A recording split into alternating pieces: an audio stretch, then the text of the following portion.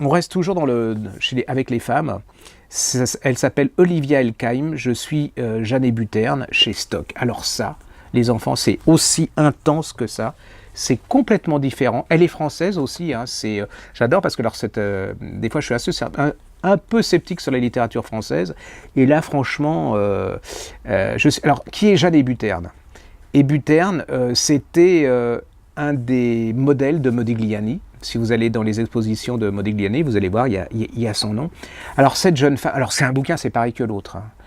Alors, si vous avez lu Une femme de Delbé, en livre de poche, lisez ce roman, c'est absolument aussi dévastateur, aussi fort, chaque mot, c'est du feu. Alors, Jeanne Buterne, c'est une petite bourgeoise, hein. Elle a un talent de peintre, elle veut être peintre, famille ultra petite bourgeoise, mais gentille, enfin le père est absolument charmant, la mère aussi. Elle a un frère qui est un peu facho, qui même limite les relations avec sa sœur, je trouve un peu trouble. Elle décide de s'inscrire dans une école de peinture à Paris. Ils acceptent malgré tout, donc c'est pour prouver que ils sont pas si étriqués que ça. Et là, elle va croiser un homme. Et cet homme, il s'appelle Modigliani. Et va commencer une passion absolument incroyable, dévastatrice. Hein, c'est-à-dire que cet homme, il est égoïste, il est beau, il est créateur, il est génial. Vous savez, elle est attirée, c'est comme un insecte avec une lampe, une lumière. L'insecte, il va être brûlé, mais il y va parce elle essaye de le comprendre, mais quelque part, ils ne se comprennent pas. C'est la passion, mais folle.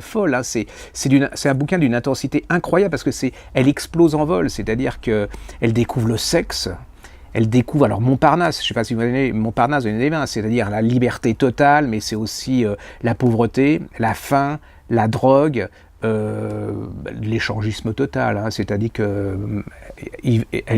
elles vont d'un homme à... Elle, pas du tout, c'est pas son truc. Hein, donc elle va être complètement abasourdie par cette relation. Elle va être mais complètement dévastée, mais elle va l'aimer, mais à la passion.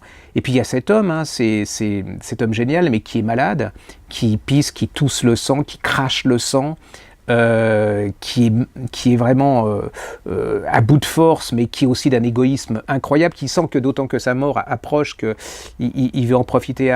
C'est pas de la passion, vous voyez, c'est pas Barbara Cartland, ou c'est pas du tout ça, hein, c'est pas Christine Angot. Christine Angot, à côté, c'est de la comtesse de Ségur, vous voyez, donc c'est de la vraie passion, parce que c'est une histoire vraie, hein, c'est basé sur une histoire vraie, donc c'est une réhabilitation de cette femme qu'on connaissait pas du tout, et puis il va mourir, alors... Là, on voit c'est un peu comme Rodin et puis Camille Claudel, c'est-à-dire qu'on voit qu'elle a un talent, mais elle est complètement... on la balaye un peu, hein, c'est Rodin qui est... elle, c'est pareil, c'est Modigliani. L'enterrement, c'est assez révélateur. L'enterrement de Modigliani, il y a tous ses amis. Père Lachaise, tout, même si c'est un pauvre, Picasso, tout est là, mais elle est complètement oubliée. Ce qui s'est passé entre-temps, c'est qu'elle est tellement désespérée par la mort de cet homme, qu'elle est tellement cassée par tout ce qu'elle a vécu, elle va se jeter d'une fenêtre. Et son enterrement, elle sera toute seule, à Bagneux, dans un petit cimetière de banlieue, sans aucun des amis qu'elle a fréquentés, qui étaient avec Modigliani. Il n'y aura que son frère qui, en fait, lui pardonnera pas d'être parti, et puis ses parents qui sont complètement désespérés, qui ont quelque part n'ont rien compris. C'est un magnifique bouquin. Si vous avez aimé, si vous avez été attiré par le personnage de Camille Claudel, vous serez absolument fasciné par Jeanne Buterne. Pour moi, ça a été vraiment une révélation. Prenez un livre de reproduction de Modigliani et vous verrez cette femme. Alors là, c'est vraiment... cet auteur, Olivia Elkheim, réhabilite cette femme. Moi, j'en suis... vous voyez, ces deux livres...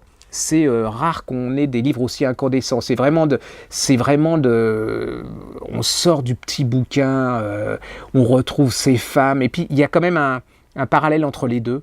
C'est-à-dire que la société fait peu de cas généralement des femmes et elle les laisse mourir. Alors là, on est en 1920, mais là, on est dans les années 2000, et quelque part, il y a quand même beaucoup de ressemblances. Alors pour moi, c'est c'est déjà 2 indispensables. Si vous n'en avez que 2 à acheter, vous achetez cela et vous verrez, c'est incroyable. Et puis là, en plus, vous allez apprendre des tas de choses, parce que vous allez apprendre le Montparnasse des années 20, et c'est pas le Montparnasse des profs, enfin, vous voyez, c'est pas édulcoré, c'est pas tout le monde était génial, magnifique, gentil et tout. Non, non, c'était vraiment, c'est hard, hein, ça crache, ça pue, ils ont faim, hein, c'est-à-dire que vraiment, vous vous rendez compte qu'ils ont faim, ils n'ont pas d'argent, ils dorment sur des paillasses, et ils s'aiment, et c'est une passion, tout est dévorant, c'est surdimensionné, c'est incroyable.